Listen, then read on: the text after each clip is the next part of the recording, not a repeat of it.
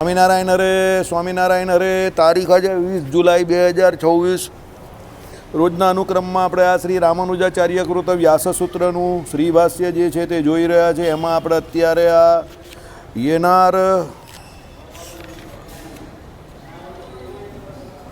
શબ્દ એવું જ છે ને, કંઈ બહુ અઘરું છે આ સૂત્રનું નામ જે છે ને. હા, ઈર્ક્ષતે નાર શબ્દમ, બરાબર. એટલે એમાં આપણે હવે અત્યારે રામાનુજાચાર્ય જે એનું ખંડન કરે છે તે જોઈ રહેલા છે. ચાલો, વળી તમે કહ્યું કે અત્રે પ્રતિજ્ઞા અને દ્રષ્ટાંત હોવાથી આ વાક્ય અનુમાન રૂપ જ છે, પણ એ કહેવું ખોટું છે કારણ કે હેતુ બતાવેલો નથી. એ તો આપણે જોયેલું કે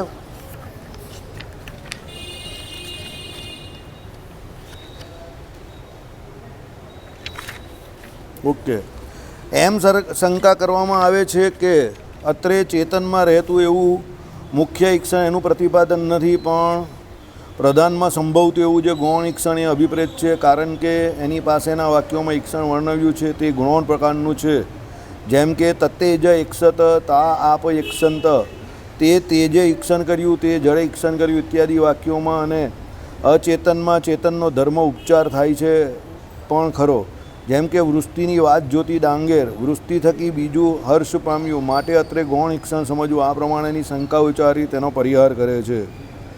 ઓકે, ચાલો. રસાયણ વાટ જોવી, હર્ષ પામવો એ ચેતનનો ધર્મ છે, તે અત્રે ગૌણ અથવા અચેતનને લાગુ પડવામાં આવ્યો છે. એટલે આમાં શું છે, પેલું દેવદત્ત જાનામી જેવું છે. દેવદત્ત જાનામી આપણે કહીએ તો દેવદત્ત જાય છે. હવે એકચ્યુઅલી જવાનો કે આવવાનો ધર્મ એ ડિસિઝન મેકર કોણ છે અંદર? આત્મા છે. તો દેવદત્ત જોડે એનું બોડી જાય છે એવું મનાય ને. એટલે દેવદત્ત જાનામી એ જે કહ્યું હોય તો આપણે જઈ રહેલું શરીર દેખાય છે, પણ એકચ્યુઅલી એની જોડે એનો આત્મા જાય છે ને. તો આપણે દેવદત્ત જાનામી એવું જે કહીએ છીએ તેની અંદર આત્મા પણ જતો સાથે માની લેવાનો એમ. કારણ કે આપણે દેવદત્ત જાનામી ભલે કહીએ શરીરને છે, પણ એની જોડે આત્મા તો રહેલો જ છે ને. બસ એવી રીતે છે કે અહીંયા ઘણી વખત વાત કેવી હોય કે ભાઈ કોઈ અચેતન માટે કોઈ વાક્ય લખેલું હોય, પણ હકીકતમાં શું હોય, એ અચેતનમાં ગૌણ પણ લખેલું હોય, પણ મુખ્યત્વે એ વાક્ય ચેતન માટે વપરાયેલું હોય. આટલું કહેવા માગે છે. કંઈ બહુ આમાં માલ નથી, છોડો નહીં, કંઈ લેવાનું કંઈ નથી એમાં. ચાલો, હવે ગૌણ ચેતનાત્મ શબ્દાત, ગૌણ અર્થમાં તો ના, આત્મ શબ્દ છે તેથી. હવે એ લોકો ગૌણ અર્થમાં છે એવું કહે છે. કોઈ શંકા કરે કે ગૌણના અર્થમાં છે તો એ કહે કે ના, ગૌણ અર્થમાં છે, ખોટી વાત છે. બરાબર, આત્મ શબ્દ છે તેથી. એમ કેમ?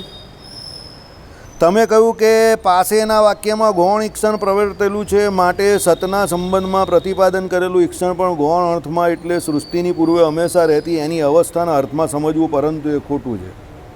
બરાબર, ગૌણ અર્થમાં ઈક્ષણ સમજવું એમ કહેતા હો તો અમે કહીએ છીએ કે ના, કારણ કે આત્મા શબ્દ વાપર્યો છે. બરાબર, આત્મા એટલે કોના માટે? કોઈ ચેતન માટે વાપરેલો શબ્દ છે. ગૌણ અર્થમાં તમે કેવું છો તો એ જળ માટે વાપરેલો શબ્દ થઈ જાય. પણ અહીંયા જે આ વાક્યમાં આ જે શબ્દ વાપરો છે તે ચેતન માટે છે. કેમ? કારણ કે પહેલાં જ આપણે જોયું એ પ્રમાણે કે ભાઈ એ ચેતન જે છે તે વિચાર કરી શકે છે, એ ચેતન જે છે તે સંકલ્પ કરી શકે છે. હવે તમે જ્યારે અચેતનમાં આ વાત કરો તો એ અચેતનમાં તો સંકલ્પ કે વિચાર સંભવી શકતો નથી. એટલે તમે જે એમ કહો છો કે એને ગૌણ અર્થમાં લીધેલું છે અચેતન માટે, તો એ વાત તમારી ખોટી છે. એ કોઈ ચેતન માટે જ મુખ્ય અર્થમાં લીધેલો શબ્દ છે. એટલે આમાં જે એમ કહું એટલે સૃષ્ટિની પૂર્વે રહેતી એવી અવસ્થાના અર્થમાં સમજવું, પરંતુ એ ખોટું છે. એટલે પૂર્વની અવસ્થામાં સૃષ્ટિની કઈ અવસ્થા? તો કારણ અવસ્થામાં. એમ એટલે કારણ અવસ્થા જે કહી તે અવસ્થા તો માયાની આવે ને અંદર, એટલા માટે એના માટે કહ્યું છે. એવી જે વાત કરી છે તે ખોટી વાત છે. કારણ અવસ્થામાં રહેલા ભગવાનની વાત કરેલી છે. આપણે તત્વમસીમાં નહીં કહેતા તે તું જ છે, તો તે તું કોણ છે ભાઈ? અહીંયા જે તું અત્યારે કાર્ય અવસ્થામાં દેખાય છે તે જ તું એમ કહે કે કારણ અવસ્થામાં પણ હતો. તે કોણ? કાર્ય અને કારણ બંને અવસ્થામાં ભગવાન. ચલો, કારણ કે જેનું સત શબ્દ વડે પ્રતિપાદન કર્યું છે તેને જ આત્મ શબ્દ વાપર્યો છે. જેના માટે સત શબ્દ વાપરો છે એના માટે જ આત્મ શબ્દ વાપરો છે. તો સત શબ્દ કોના માટે વાપરો છે? તો પરબ્રહ્મ માટે. કાયમ છે ને એને કરે ને ભાઈ 3 કલાક પછી જ ફોન કરે સતીશભાઈ મોદી, એને કે પરમ દિવસે તારીખ છે, શું કરવાનું છે?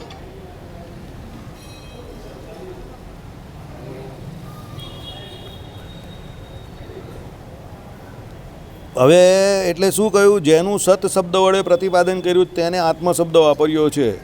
એટલે એતદાત્મ્યમિદમ સર્વ તત્સત્યમ સ આત્મા, આ સર્વનો એ આત્મા છે એ સત્ય છે અને તે આત્મા છે, કહેવાનું તાત્પર્ય એવું છે. આ સર્વનો એ આત્મા એટલે શું?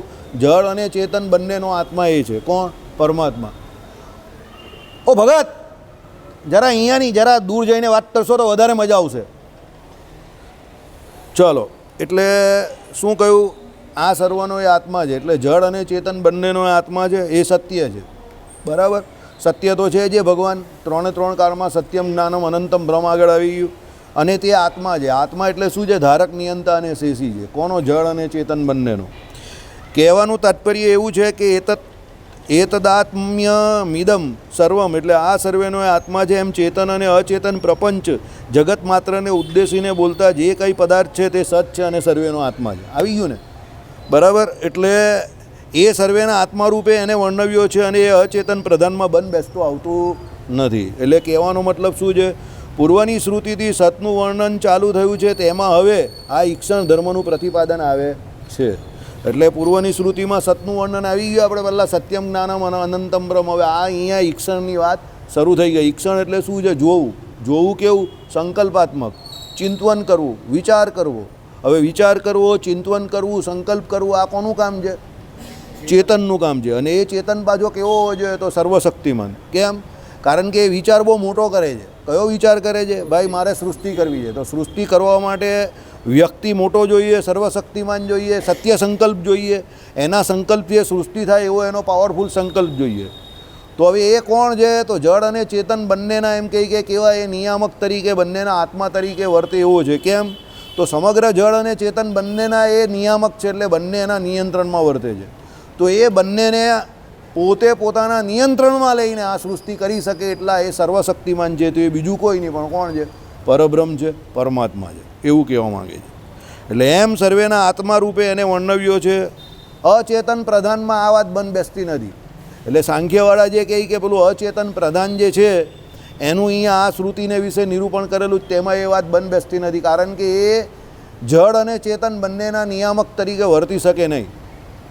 એ પોતે પોતાનું હુંપણું ન ધરાવે તો એ પછી પોતાનું જે હુંપણું ન ધરાવે એ કોઈ રીતે કેવી રીતે કોઈ બીજાનું નિયમન કરી શકે? સમજો. દાખલા તરીકે કોઈના ઘરે, ચાલો સીધી જ વાત કરું છું, આડી તેરી કરા મજા નહીં આવશે.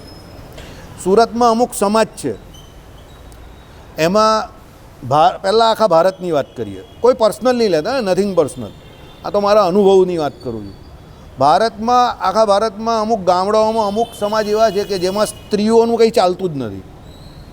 હજુ પણ સ્ત્રીઓ પેલા ઘૂમટા કાઢીને ચાલે ને એ લોકોનું જીવનનું સ્તર છે ને બહુ નીચું છે. હવે સાચું છે ખોટું છે એ આપણે એમાં નહીં પડવાનું, કારણ કે એ બધી વિવાદાસ્પદ બાબત થઈ જાય. પણ ત્યાં સ્ત્રીઓને નિર્ણયને કોઈ માન આપવામાં આવતું નથી. સમાજ બધા પુરુષ પ્રધાન છે. બરાબર છે? તો ત્યાં પુરુષ જે છે તે નિયામક છે અને બધું પુરુષના નિયંત્રણમાં છે. એટલે આખો સમાજ ત્યાં પુરુષલક્ષી છે. આ લોકોના કાઠિયાવાડમાં તમે જો, આ બાજુ રાજસ્થાનમાં જો, બધે એવું છે. પણ સુરતમાં અમુક સમાજ એવા છે કે જ્યાં પુરુષ ગેંગા હોય છે. ખોટું નહીં લગાવતા.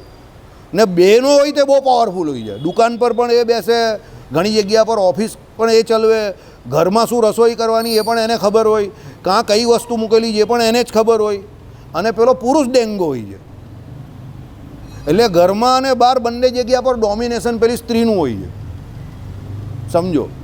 હવે તમે પેલા સમાજમાં પુરુષને લેવો ને આ સમાજમાં સ્ત્રીને લેવું, તમે સ્ત્રી કહેવું કે પુરુષ કહેવું, બંને છે તો ચેતન જ ને. તો ચેતન છે તો જ બંને નિયમન કરી શકે છે ને. હવે એની જગ્યા પર હું કોઈ એવી વાત કરું કે ભાઈ કોઈ પૂતળું છે કે કોઈ માયાની વસ્તુ જળ જે છે એ આખા ઘરનું નિયમન કરે છે, તો એ વાત તમને ગળે ઉતરે ખરી? ન ઉતરે. અહીંયા એ વાત કરેલી છે કે પ્રધાન એટલે માયા જે છે એના દ્વારા સૃષ્ટિ સંભવી શકવાની જ નથી, કારણ કે એમાં હું પણ નથી. એનામાં નિયામક ભાવ એટલે નિયામક બનવાનો એવો કોઈ કંટ્રોલ પાવર નથી કે એ જગત અને જીવ એટલે માયા અને જીવ એ બંનેનું નિયમન કરી શકે. તો એનામાં એ બંને વસ્તુ શક્ય જ નથી. તો પછી એના માટે આ શબ્દ કે આ શ્રુતિ જે છે તેનો અર્થ બંધ બેસતો નથી. એટલે સત તરીકે ત્યાં માયાને કંઈ નથી. સમજો, સત તરીકે ત્યાં કોને કહ્યા છે? પરમાત્માને જ કહ્યા છે. બરાબર. ચલો, વળી એ જ કારણથી તેજ, જળ અને અન્ન, પૃથ્વીનો આત્મા પણ પરમાત્મા જ છે. હવે જો અહીંયા આવી ગયું ને પેલું ગૌણ કારણવાળું, ભાઈ ત્યાં તેજને કહ્યું હોય કે જળને કહ્યું હોય કે અન્નને કહ્યું હોય, બરાબર. અન્નમય બ્રહ્મ કયો છે ને ભાઈ, અન્નને બ્રહ્મ કહ્યું છે, જળને બ્રહ્મ કહ્યું છે. જળ હી જીવન, પાણી વગર જીવી નહીં શકાય, એટલે પાણીને પણ બ્રહ્મ કહ્યું છે.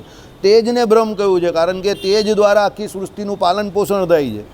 ક્લોરોફિલ જે છે તે એનું કામ ક્યારે કરી શકે? તો સૂર્યપ્રકાશની હાજરીમાં કરી શકે, જેના દ્વારા એમ કહે કે આ બધા તમને જેટલી પણ લીલોતરી દેખાય છે તે ક્લોરોફિલ અને પેલા સૂર્યપ્રકાશને લીધે દેખાય છે. હવે એ ક્લોરોફિલ જે છે તેનું કામ કેવી રીતે કરી શકે? તો સૂર્યપ્રકાશ હોય તો જ કરી શકે, અંધારામાં ના કરી શકે. નાના હતા ત્યારે એક પ્રયોગ આવતો હતો, એટલે ઝાડની ઉપર એક છે ને લોખંડની પટ્ટી મૂકવામાં આવે. એક ઝાડ આવે એટલે પેલો છોડ લઈને આવે, એ છોડની ઉપર લોખંડની પટ્ટી મૂકવામાં આવે. હવે એ છોડ જે છે ને એને આખો સૂર્યપ્રકાશમાં મૂકવામાં આવે. સૂર્યપ્રકાશ જે ભાગમાં હોય તે બધો લીલો રહે, અને પછી સાહેબ પેલી 4 મહિના રહીને 2 મહિના રહીને લોખંડની પટ્ટી કાઢે તો એ ભાગ પીળો દેખાય તમને. આખું ઝાડ લીલું, પણ પેલી લોખંડની પટ્ટીવાળો ભાગ હોય તો કેવો દેખાય? પીળો દેખાય. એનાથી સાબિત શું કર્યું કે આ ભાગને સૂર્યપ્રકાશ મળ્યો નહીં, એટલે ઝાડ તો હવે ક્લોરોફિલ તો આખા ઝાડમાં છે, પણ એ ક્લોરોફિલ પોતાનું કાર્ય સૂર્યપ્રકાશની હાજરીમાં જ કરી શકે છે. એટલે પ્રકાશ જે છે, તેજ જે છે, એને પણ બ્રહ્મ કહ્યું છે ઘણી જગ્યા પર. કારણ કે તેજ વગર સૂર્યનારાયણ જીવતા જાગતા દેવ છે. આપણે શું કહીએ? સૂર્યનારાયણ કહીએ છીએ.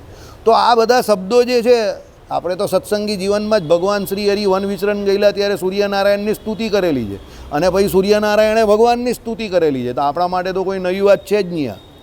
પણ આ બધા જે કોઈ શબ્દ વાપરા, કે જળને બ્રહ્મ કહ્યું, કે પછી સૂર્યને નારાયણ કયા, કે પછી પૃથ્વી એટલે અન્ન જે છે એને એમ કહે કે યસ્ય પૃથ્વી શરીરમ, એ બધાને એટલે પૃથ્વી જે છે એને એમ કહે કે અન્ન જે છે એને બ્રહ્મ કહ્યું. એનું કારણ શું છે? તો એની અંદર રહેલા ભગવાનને લીધે, એને કારણે એ સૃષ્ટિ જે છે એની સ્થિતિને વિશે આ ત્રણનો બહુ મોટો રોલ બને છે. આ પૃથ્વી જે છે એની સ્થિતિ રાખવાની, તો પાણી વગર સ્થિતિ રહી નહીં શકવાની, તેજ વગર સ્થિતિ રહી નહીં શકવાની, અન્ન વગર સ્થિતિ થોડી રહી શકે.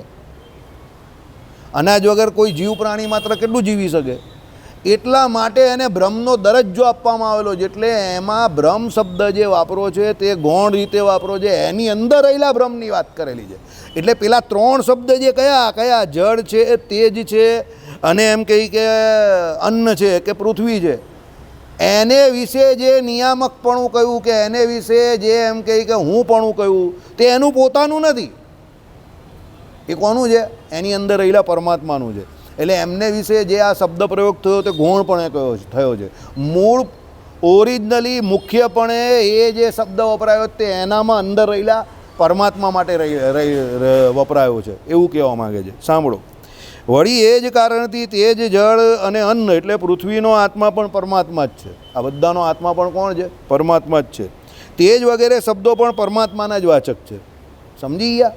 દાખલા તરીકે કોઈ વ્યક્તિમાં પણ તેજ વધારે છે, ઓજસ વધારે છે, પરાક્રમ વધારે છે, સમજો, તો એનામાં એ તેજ જે છે એનો દ્યોતક કોણ છે? તો ભગવાન પુરુષોત્તમ નારાયણ છે. અને જેનામાં ઓછું છે એને ઉપાસના કરવાની છે. એ ઉપાસના કરશે તો એને પ્રાપ્ત થશે. પણ પછી પ્રાપ્ત થશે એટલે કેવું? મધ્યનું 11મું વચનામૃત લાગી જાય પાછું. દિનેશ કાકાને મધ્યનું 11મું વચનામૃત બહુ ગમી ગયું. મને અત્યારે કહેતા હતા, એમ કહે કે ખુશ થઈ ગયો, એમ કે હું એક અડધો કલાકની અંદર જે આખી જિંદગીનો સાર અંદર સમજાવી દીધો છે, બહુ સટાસટ. એમ કહી કે અડધો કલાકની અંદર વચનામૃત જે ચાલ્યું, એમ કહી મગજના દરવાજા અમે 2 વાર 3 વાર સાંભળ્યું, એમ કે મગજના દરવાજા ખુલી ગયા. કે આપણે લોકો જે કંઈ કરીએ છીએ અને એના માટે આપણે સુખની આશા રાખીએ છીએ અને સુકૃત કરીએ છીએ, અને એના ફળના બદલામાં પછી આપણે દુઃખ જ પ્રાપ્ત થાય છે. આટલી સારી રીતે કોઈ સમજાવી નહીં શકે મને કે ભગવાને. મેં કહું ભગવાને બહુ સરસ સમજાવ્યું છે. ભાગવતાદી ગ્રંથમાં પણ આ વાત લખેલી છે. મેં કહું પણ શ્રીજી મહારાજે શોર્ટ એન્ડ સ્વીટ સમજાવેલી છે. બરાબર? તો પણ આપણે છૂટતું નથી. કેવું છે? ભગવાને આટલું ચોખ્ખું સમજાવ્યું છે તો પણ આપણે છૂટતું નથી. બરાબર? એટલે અંતર જાણવાનું ને નથી જાણવાનું નથી હોતું. મેં તમને પરમ ચોથે દિવસે વાત કરેલી ને, ન મેં જાનામી કરીને પેલાનો શ્લોક જે છે ને દુર્યોધનવાળો. દુર્યોધન શું કહેતો હતો કે તમે એવું નહીં માનતા કે મને શાસ્ત્રોનો અર્થ નહીં ખબર, તમે એવું નહીં માનતા કે આ ધર્મ શું છે અધર્મ શું છે એ મને નથી ખબર. મને અધર્મ ધર્મની વ્યાખ્યા ખબર છે.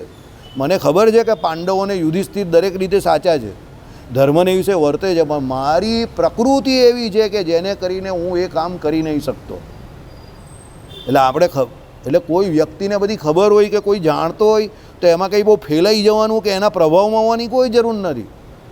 ઘણી વખત હું કોઈના પ્રભાવ નહીં આવતો, પ્રભાવમાં ન આવતો, લોકોને એવું લાગે કે આને ઈર્ષા જ એટલે નહીં આવતો. ઘણા લોકો મારી બીજા જોડે ખોટી ખોટી કમ્પેરિઝન બી કરે સ્પર્ધાત્મક ધોરણે, પણ મારી કોઈની જોડે કમ્પેરિઝન જ નથી. મારી સ્પર્ધા મારી પોતાની જોડે છે. મારી ગઈકાલની સ્પર્ધા મારી આજ જોડે છે, મારી જોડે જ છે, પણ કોઈ બીજા વ્યક્તિ જોડે નથી. કેમ નથી? બીજાએ જે કરવાનું છે તે એ જેમ કરતો હશે તેમ એની જોડે મારે કોઈ નિસ્બત નથી, પણ મારે જે કરવાનું તે મને ખબર હોવી જોઈએ કે મારે આ કરવાનું છે. અને મને એ પણ ખબર હોવી જોઈએ મારે એ કરવાનું છે તે આને માટે તો નથી જ કરવાનું, ને એ મને ખબર છે કે મારે આના માટે આ નહીં કરવાનું. એમ સમજ પડે છે તમને? એટલે મારે એના માટે નહીં કરવાનું, જે બીજા સમજે છે કે એ એના માટે કરી રહેલો છે કે તેના માટે કરી રહ્યો છે, પણ હું એના માટે એ નથી કરી રહેલો. એ મારા મગજમાં બહુ ક્રિસ્ટલ ક્લિયર એની ડેફિનેશન છે. ભલે ધીરે ધીરે થાય, ભલે ઓછા લોકો ભળે, ભલે બહુ શાંતિથી થાય, મને એની કોઈ ચિંતા નથી. પણ જે થવું જોઈએ, જેટલા દ્વારા થવું જોઈએ એ બરાબર થવું જોઈએ. બસ અહીંયા બેઠા છે તો હવે એવો વિચાર કરીને જ નીકળવાનો કે અહીંયાથી નીકળવું છે. વિચાર તો એવો જ રાખવાનો કે અહીંયાથી નીકળવું છે, એવો જ વિચાર, શ્રેષ્ઠતમ વિચાર. હા, પછી ભગવાન જે કરશે તે ભગવાનની ઈચ્છા, પણ આપણો વિચાર તો એવો જ છે કે અહીંયાથી નીકળવું છે. બસ આ લોકની કોઈ ઈચ્છા કે વાસના નહીં રાખવી. કોઈ લોકો જાણે કોઈ ન જાણે, આપણે એની કોઈ ચિંતા નથી. આપણે જે કંઈ કરીએ તે ભગવાનને રાજી કરીને અહીંયાથી નીકળવું છે, એના માટે કરીએ છીએ. દુનિયા ગઈ તેલ પીવા.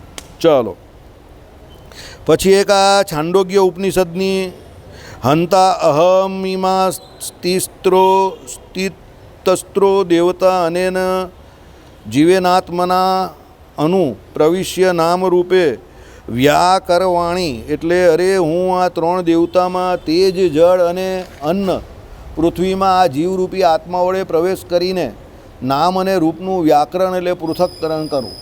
બરાબર છે? એટલે ભગવાન શું કરે છે ભાઈ? આ જળ છે, તેજ છે, પૃથ્વી છે, અન્નમાં એટલે રહેલા છે, અને જીવરૂપી આત્મા વડે પ્રવેશ કરીને, એટલે જીવરૂપી આત્મા વડે પ્રવેશ કરે, એટલે આ જીવ જે છે ને એના વડે પ્રવેશ કરીને નામ અને રૂપનું વ્યાકરણ એટલે પૃથક્કરણ કરું. એટલે બધા અલગ અલગ નામ ને રૂપવાળા થયા. એ પહેલાં બધા કેવા હતા? માયાના ગર્ભમાં એક સરખા નામ રૂપ વગરના હતા. કોઈને વ્યાકરણ એટલે કોઈની વિશિષ્ટતા એટલે કોઈનું જુદાપણું થયું હતું નહીં. બધા નામરૂપ વિશેષણવાળા થયા. એટલે મહતત્વ થયું, અહંકાર થયું, બ્રહ્મા થયા, પછી અહીંયા પ્રજાપતિઓ થયા, કૂતરા થયા, બિલાડા થયા, ગધેડા થયા, ઘોડા થયા, કાળા થયા, ધોળા થયા, આફ્રિકન્સ થયા, વેસ્ટ ઇન્ડિયન્સ થયા, જે કંઈ થયા. 2 પગના જાનવર, 3 પગના જાનવર, 4 પગના જાનવર, જાનવરથી ડરનારા જાનવર, નાના જાનવરથી મોટા ડરે, મોટાથી નાના ડરે. બરાબર? એવા દરેક પ્રકારના જાનવર થયા. ઘરનાથી ડરે, બહારનાથી ડરે, પણ ડરે ખરા. બરાબર? ચાલો, આ પ્રમાણે પરમાત્માના અંદર પ્રવેશ કરવાથી તેજ વગેરેનું વસ્તુપણું છે. એટલે તેજ વગેરેનું વસ્તુપણું કેમ થયું? પરમાત્માનો અંદર પ્રવેશ છે એટલે થયું છે. તેજનું સ્વતંત્રપણે હું પણ નહીં કહ્યું. તેજની અંદર રહેલા ભગવાનને કારણે એ તેજ જે છે એનું સામર્થ્ય આખા જગતને પ્રકાશમાન થવાનું છે. સૂર્યનારાયણે શું કહેલું? ભગવાનને સ્તુતિ કરી પછી કે ભાઈ તમે તો સર્વે નારાયણોના નારાયણો છો, અમને આખા જગતને પ્રકાશમાન કરવાનું અમારું જે સામર્થ્ય છે તે તમને આધીન છે એવું અમે જાણીએ જ છીએ, પણ તે છતાં તમે અમારી સ્તુતિ કરો છો તો અમે તમારા શબ્દોને લઈ લઈએ છીએ. એમ કરીને સૂર્યનારાયણે વાત સત્સંગી જીવનમાં કરેલી છે. આપણે સ્તુતિ અહીંયા ચલવેલી છે. બરાબર? ભગવાન જ્યારે વન વિચરણ લીલા કરતા હતા ત્યારે બહુ સરસ સ્તુતિ સૂર્યનારાયણ ભગવાનની. એટલે એ તેજનું તેજપણું જે છે તે ભગવાનને લઈને છે. એ પૃથ્વીમાં જે અનાજ આપવાની કેપેસિટી જે છે તે ભગવાનને લઈને છે. સમજી ગયા? એ જળમાં તમને ને મને જીવાડવાની જે શક્તિ જે છે તે ભગવાનને લઈને છે, સ્વતંત્ર રીતે નથી, એમ કહેવા માગે છે. ચાલો, આ પ્રમાણે પરમાત્માના અંદર પ્રવેશ કરવાથી તેજ વગેરેનું વસ્તુપણું છે અને તે નામ એ પદાર્થોને લગાડવામાં આવે છે. એટલે બધાના નામ એ પ્રમાણે થાય. પ્રકાશમાન કરી શકે તે તેજ, પાણીથી જીવાડી શકે, જળ દ્વારા પ્રવાહી દ્વારા તો એ જળ, અને અનાજ દ્વારા જીવાડી શકે તે પૃથ્વી, કારણ કે એમાંથી અન્ન થાય. માટે તેજ એક તત્તેજ એકસત તા આપ એકસંત છાંડોગ્ય 2:3-4 તે તેજે ઈક્ષણ કર્યું તે જળે ઈક્ષણ કર્યું, તે તેજે ઈક્ષણ કર્યું તે જળે ઈક્ષણ કર્યું. એટલે અહીંયા કોણે લેવાનો? તેજની અંદર રહેલા ભગવાન, જળની અંદર રહેલા ભગવાન. બરાબર. ચાલો, એ વાક્યમાં પણ ઈક્ષણ શબ્દ મુખ્ય અર્થમાં વપરાયેલો છે. બરાબર. એટલે અહીંયા શું કહ્યું તે સાંભળવું.